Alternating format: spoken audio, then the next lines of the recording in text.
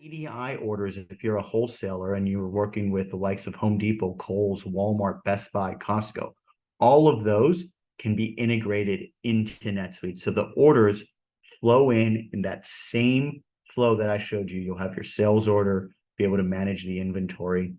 Let's say for whatever reason, your shipping team loves their ShipStation or their ShipHawk or any other third-party shipping solution. Those can also be integrated. So I've got a slide here that's showing you that we have the ability to connect into all of these different platforms, from Salesforce from a CRM perspective, if your sales team loves Salesforce, to different 3PL warehouses, to Zendesk, your payroll.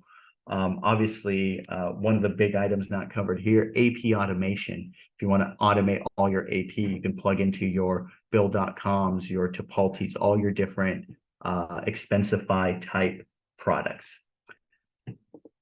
So the most common that we see is integration into e-commerce like Shopify and BigCommerce.